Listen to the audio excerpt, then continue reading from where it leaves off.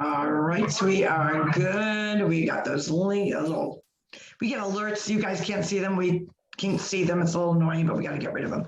They're done. We're good. It is Wealth Wellness Wednesday. We're excited today. We have a guest, but good morning, everyone. This is Carol Sue, aka Naughty Boss, live with TwoSistas.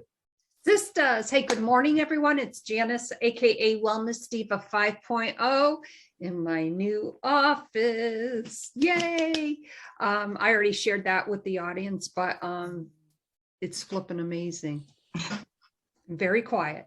My husband's not home right now, so that's the next bonus. Anyways, today we have an amazing guest, and we want to welcome her to the TwoSistas podcast family. Welcome, Denise. Thank you. You're welcome. Denise is a certified life coach. She is also the author of Busting Through Methods to Get Courageous, Take Action, Get Unstuck, and Find Your Personal Power. So we want to dive right into this conversation. First, tell us a little bit about the backdrop story to your writing that book, which I think is fascinating. Well, thank you so much for having me. I was raised in a very restrictive religion, grew up, not knowing who I was or just being told what you didn't want to do, and told how you believed and told what your future was, and never doing it right and never doing it enough. And then I went on to become an adult, left that, got married, and then found ourselves bankrupt, divorced.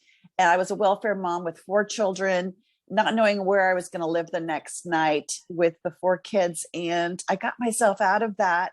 Later, got a great job in sales, found myself in a car accident that took me severely 2 years of rehabilitation. That was just so hard to get over that pain body. And then, through all the ups and downs in life, I found when I was going through COVID, that I've been laid off from 4 different jobs and pivoting out of that mindset. And so I decided to write a book. It's, like you said, Busting Through. These methods that I put in Busting Through saw me through all these to get unstuck and find my power and get the courage to keep moving forward and not getting taken down by life, and just keep seeing what I wanted to do with my life and moving forward. Yeah. And, just within that short amount of time, you described so many different scenarios of your stories that define where you are today. Carol Sue, Yeah, we frequently talk about, all those little things that really create into a bigger problem, snowball effect, domino effect, that really pivots all different pieces of our life and our journey. And really, how do you navigate? Do you try it the old way? Do you try what you know, or do you bust through and say, that's not working, I got to try something else? And I think it's pivotal to kind of reevaluate all of us where we are in whatever journey we're on. And you obviously had to go through what you went through in several layers to really appreciate and understand that it was still within your power to change the roadmap, to change the journey by just probably doing some key pieces. Would you share some of those different things that said, no, I'm going to bust through this, I'm going to work through it? And if someone was to say to you, give me 3 things, what would they be? Yeah. Well, my book is my primary thing that gives me clarity and sets myself up for success and getting rid of those past things that are holding me back. Is my book is a journaling workbook. Clarity I get from journaling is just got me through the hell of those times. Journaling, I find, is I call it taking out the garbage. And at the end of my day, I journaled so much through those times, because it's like, especially after the religion, because I didn't know what I believed. I didn't even know if I believed in God, because I was told what I believed for so long. So I had to do some serious unpacking. Who is Denise? What did Denise want? And then really rewrite these stories out from the past. And so I didn't have any resentment, so I could move forward. So that is one of my biggest tools, as why my book is a journaling workbook. And second is tool for me that's so important is meditation. Meditation helps. My mind is a monkey mind. It's going all over the place all day long. I just have so much going on in there. And meditation to me is one of my key points that I have in my book to help stop and listen to what's going on into your soul. Listen to that voice that's saying, this is what I really want to do, but you're kind of afraid to get it out. Sometimes getting that clarity of just getting quiet for a little bit and to listening to what's going on to you and what feeds your soul. And other methods, I got so many of them in my book, but I just find right now I'm really analyzing these last couple of years is how important, and I have a chapter about this, your health is and what you put into your body to what comes out of your body for your life and your mental state. To me, it's like so important. The American diet is just so bad. The sugars, the pops, the chemicals, the processed, the fast food. And I find if I cheat, my mojo goes. I just lose all of my spirit and my mojo and my drive. And I'm like, why can I get my butt off the couch? Why am I feeling sad today when there's nothing? And I realized, I had a bunch of sugar, I had a bunch of carbs, I cheated, and I haven't had any vegetables today or whatever. It's just, I just really am analyzing that right now as how much that has effect on my mental state. And I think that's so important for people to start learning and listening and to what they're putting into their body, because it really helps to what's coming and helping you get unstuck from what you really want to achieve with your day and your life. That is so true. And that's one of the things that we frequently discuss because we're in the health and wellness industry. And, we always talk about your gut is really your second brain. And how is it being nourished? How is it being nourished? Because the gut is what is going to nourish all our different organs and different pieces of our body to make sure that, it's a fine machine. We got to make sure that it's like you take care of your vehicle, right? You go in for that oil change, that tune up, make sure you have the right pressure in your tires. Those are all to get the maximum amount of that car, that machine running to its potential and to keep it running for longevity. So you get more life out of the car. Our bodies are no different. And one of the key pieces that Jan and I have talked about over the last 2 years, especially during this pandemic, is, the sad piece that they're not talking about therapeutics. They're not talking about, if you're healthier, if you've got better gut health, your body can fight off colds, flus, viruses, whatever it may be, at a much more efficient pace than if you are not healthy. So frequently, a lot of people, like you're talking about, feeling that sluggish feeling, being on the couch, adds no value to your body saying, okay, I'm taking all that in. Am I doing anything to burn it off? Am I hydrating? Am I flushing out my system to get all the toxins?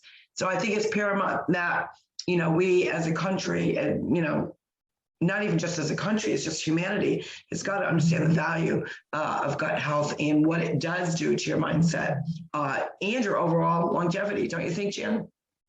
Yeah, absolutely. In fact, Denise, I was having a conversation the other day with someone who is always remarking how thin I am. And I thought that was, okay, that's nice that they said that. It's not what I'm getting at. But they specifically asked me and have asked me several times, well, how do you do it? Well, I said, I'm normal. And, just like anybody else, I like sweets, can't be trusted around a bag of potato chips. They're just not safe. But the bottom line is where we're at with a certain, like her goal obviously is to lose weight and be healthier. That's hard, but it's simplicity right now in her mind because that's easy. But over here is also hard, keeping up with the workouts, eating properly, hydrating properly, having my nachos every now and then, which I did the other night, by the way. They were awesome with cheese on it. Sorry, I digress every now and then. But the point being, when you're going through those difficulties in life, as you have, it's as if though you said, okay, it's hard. And what I say kind of when I'm going through those different things is, yeah, it's hard, but I'm going to choose my hard wisely. And I don't know, I think people would, take more of that stress and fear and everything away if they maybe thought better in those terms. Was just kind of my take on that conversation, which is similar to what we're chatting about. Excuse me. What have you learned specifically? Obviously, so many different things, because you went through this hardship, you wrote this book. When you decided to write the book, and I think this is always profound when we talk with authors in general,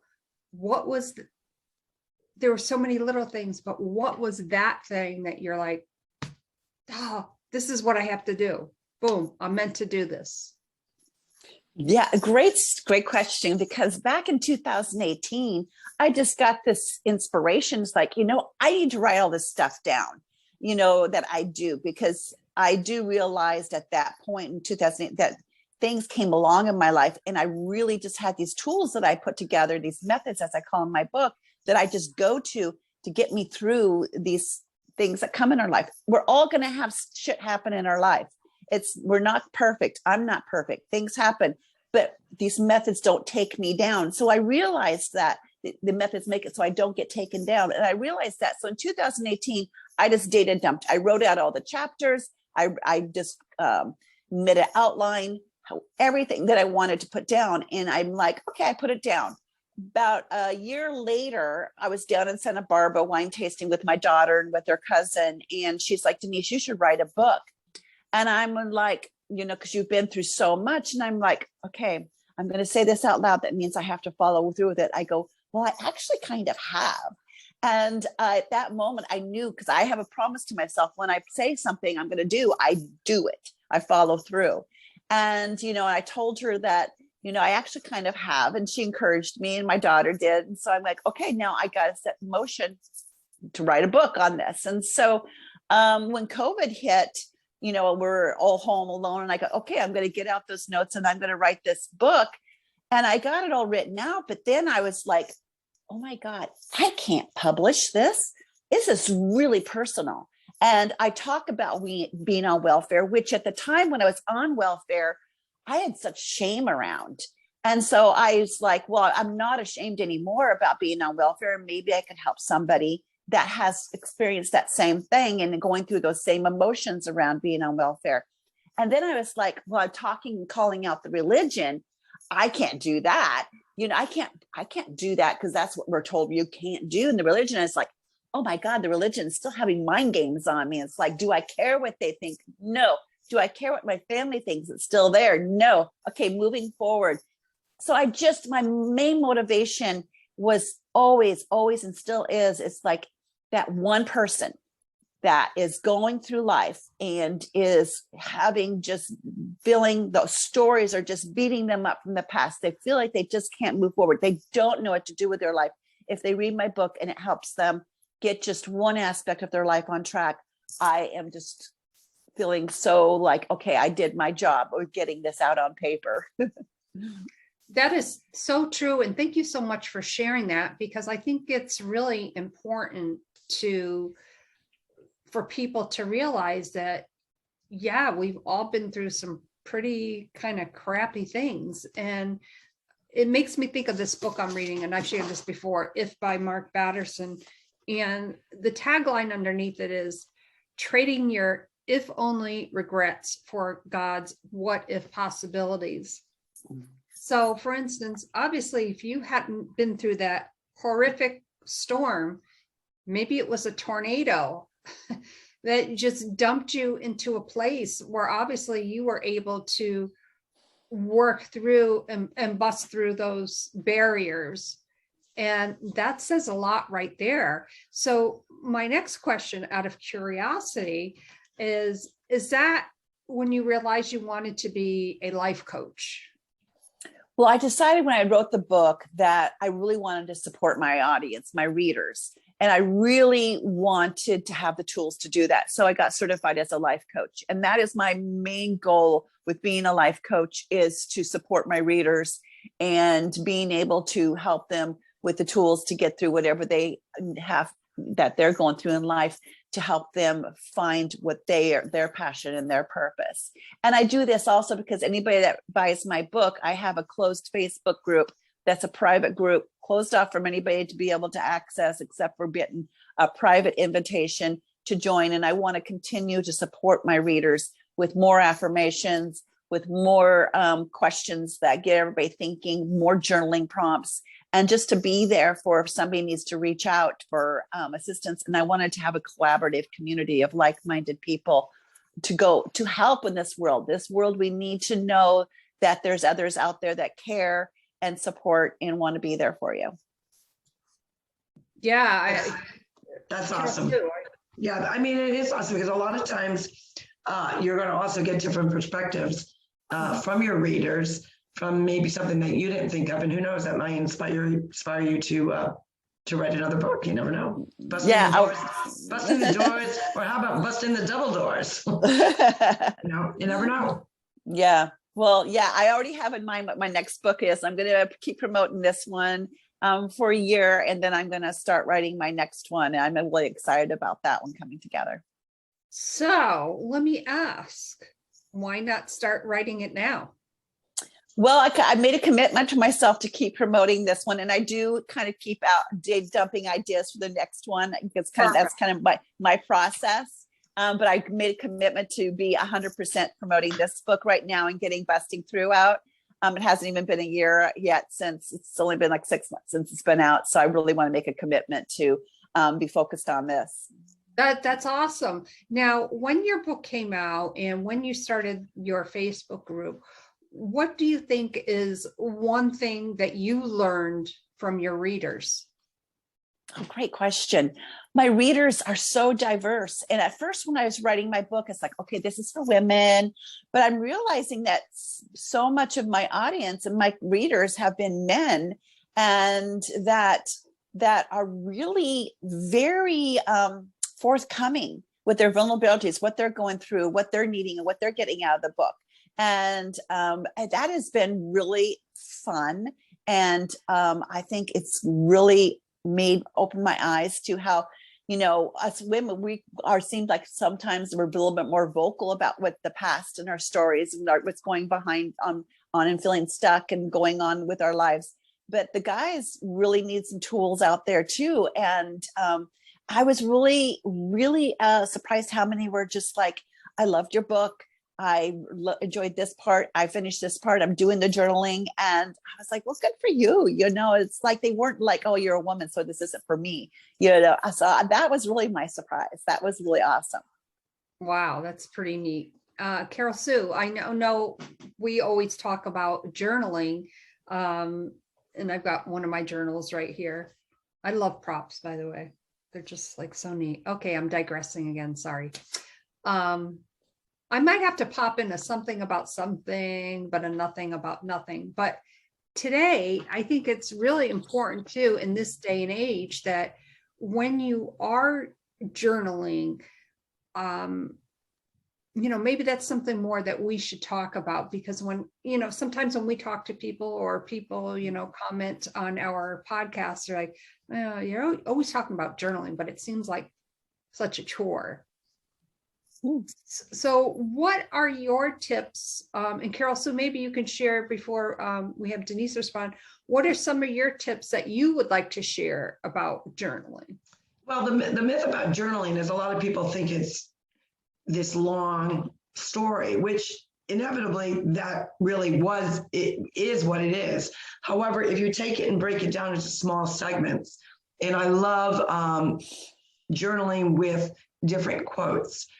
With boxes. So you may have a certain quote that's your favorite, short few sentences. What does that quote mean to you? Or how does it speak to you? How does it touch your heart? How does it impact you to do better, be better? Then there might be aspects of it where it may have something to do with the family. again, journal about that. But people, when they think of journaling, think of you're there for hours. And for those that are new to journaling, don't understand it doesn't have to be that way. Most people, sometimes it's just jotting notes down on a sticky paper. And then you realize, wait a minute, what did I just do? Well, you're journaling. It's different avenues for different people. But I think if you're in the, not to think of it, quote, as a chore, think of it as more that you're just sharing what's on your heart, and you're going from what's in here to your hands to paper. That's all journaling is. And I think once you kind of do that, I think most people journal more than they actually realize that's what they're doing. Excellent point. That's so true. And Denise, obviously with your experience in doing the brain dump, so to speak, before you wrote your book, you had mentioned that you journaled almost, I want to say, fast and furious. That's kind of what I got out of that. And did you, when you first started journaling, because I think this is really important for people to know, how did you approach it? Like some people like to, as Carol Sue described, and I typically do that, but I also like to bullet journal. In fact, after I get done journaling, I write bullet journal 10 things that I'm grateful for. What is your methodology as far as journaling when you first started? Great question. When I first started, it was, like I said, just a brain dump of who I was, what was going on in my life, because I felt so alone. It was just me and the kids, and I just felt so isolated because I really didn't have, coming out of the religion, I didn't have any associates with them anymore. I didn't have anybody with my family, and I really had not been around anybody outside of the religion in so long. So I was really alone. So it was my time to discover myself. And I really cherished that time. And for journaling too, I want people to realize there's no rules. Do what you want to do. There's no spell check. There's no grammar. There's no sentence structure. Just write. And people who say, I don't journal, that means you really should. That means there's something that you are afraid to put down on paper and see and deal with. And that is so important. I find for me, and I tell people, it's like, well, I don't want to do it this time. I don't have time. Sometimes it's great. People who like to get up in the morning and do their workouts or whatever. And a lot of people say, oh, get up and do your journaling in the morning, or make that part of their structure. Well, if that works out for you for your morning, and that's a great way to set your intention for the day. I like to just sometimes start my day out just like writing 3 things that I intend for that day, and keep it simple like that. Just 3 things I intend to get from this day. And then at night, I find journaling for me is a great tool to data dump my day, because like I said, my mind's going 500 miles an hour all the time. And it's a great way to, if you have a hard time sleeping, to get all those thoughts out of your head that seem to turn on when the lights go off. And so that's a great tool. And then also at the end of the day, like you mentioned, I like to put my gratitudes. What did I learn from today? What was I grateful from today? And there's, like you said, there's no rules. You don't have to keep it. If you're afraid somebody getting a hold of it and reading it, hey, do a ritual. And I have rituals in my book about getting rid of some of those stories and getting rid of that. You don't have to keep it around for years. Right. I think it's fun to look back and see your growth, but some people have fear around that. So like I said, there's no rules. Do what your body is telling you that in your mind is needing to let go and do right now. That is, I love how you describe that. And with journaling, I also include a word of the day, because I love learning and I kind of geek out on all that stuff. And the past couple of days, by the way, are words I've never heard of. This morning's word was it's spelled EUCATASTROPHE. And I'm like, what the heck is that? And I thought to myself, well, how do you pronounce that? And this particular one, it has a little speaker on it. So, it will tell you how to say the word, which is so cool. And then it uses it in a sentence. And by the way, it means a happy ending to a story. And what Nice. happy ending for you in such a way? And for me, and for Carol Sue, who is no longer a VIP, but is back to a naughty boss. That's a sidebar story. Her Zoom name happened to pop up VIP, and I was giving her a whole bunch of shit for that. But I am a VIP. Don't be confused by that. Because I am the younger sister, and I love to harass her. But anyways, I want to thank you so much for sharing your story with us. How can our viewers and listeners contact you? Oh, well, thank you. Well, you can contact me by emailing me at pr@denisewester.com, or you can get my book. Just put in an Amazon is Busting Through and put Denise Wester or Denise Wester Busting Through, and it will pop up. And I'm on social media, but you can email me. My email, like I said, is at pr@denisewester.com. After you buy my book, you can email me and say, I bought your book, and then I'll send you a link to join the private Facebook group. Oh, that's wonderful. And if you would love to share with us, I don't want to say parting words. I don't mean it like that, but somebody right now that's listening or will be listening to the replay, and they're feeling a little overwhelmed right now, possibly looking at journaling, what would be one thing or a comment that you would say to them? Listen to that little voice inside of yourself that you have been squishing down for years or months or your lifetime. Listen to that little voice that's crying to get out, that you know is in there, that needs to be heard. Put it out on paper at first, maybe like I said, on journaling, or just start paying attention to what you are and who you are. And you are powerful. You got this. You can move forward, and you are strong. And start listening to what's going on inside you, and you will bust through. That is awesome. Carol Sue, any parting words? Absolutely. And I think the point being is that what I really love is that you're doing that follow-up with the Facebook group, which again, I think is so important for people to kind of like an online book club almost, but you're also they're benefiting from your own experiences.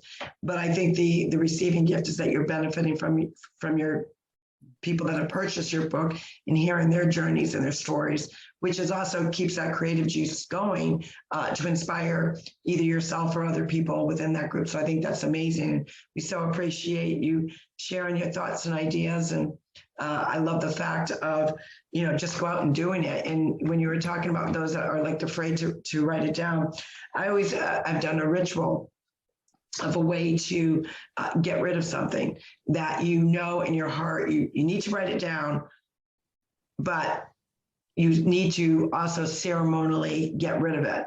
So I tell people, write it down and burn it, fold it up, put it in a little, mug, little whatever, and just light it and watch it go. And that should kind of lift that burden off that person's shoulders if it's something that they truly want to like release and let go. So there's many different pieces of journaling that are really truly gifts to make us all better and be better and do better. Exactly. That's so funny you mentioned that, because I have an exercise in my book. I call it the wall exercise, where you write it down, you affirm it, you let it go, and then you light it up. And so it's a whole, so to get rid of some of those really big stories that just keep nagging at you. So I appreciate you saying that, because that's the tool in my book too.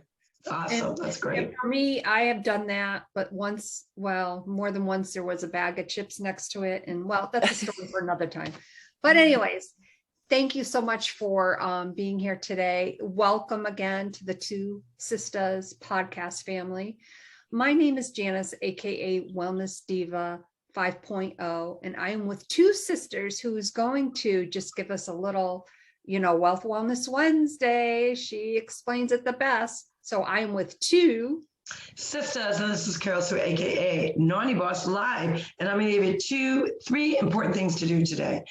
You're going to be giving, you're going to be showing gratitude, and you're going to impact someone. And that's what Wealth Wellness Wednesday is all about. It is a financial exchange with someone that you don't know, and it's not about the monetary amount. It could be $1, it could be a quarter, it could be $5, $10, whatever you choose it to be, but you never know who you may impact with a generosity that they're not expecting. Well, what do I mean by that? Go to your favorite grocery store, Walmart, Lowe's, wherever you shop. Go to the gas station. If you're one of those that has to go get your coffee, pay for the person behind you, but just pay it forward, because when you pay that forward, that kindness, you put it out into the universe. The gift that you're going to be receiving is going to come back. But guess what? You're going to spark that other person to also pay it forward. And if we're all sharing kindness, we're all sharing gratitude, we're all paying it forward. We're setting up our world for a better place. With that, thank you so much, Denise, for coming on. We look forward to hearing more about your book too, which is in the future, in the unforeseen future, but give it some time. And with that, we will see you tomorrow for, gosh, it's going to be a green kind of a day. It's going to be St. Patty's Day. And we are going on, I believe, at 8 o'clock tomorrow, somewhere around there, but we'll let you know. Take care, everyone. Have a great day. Pay it forward. Bye, Thank everyone. you.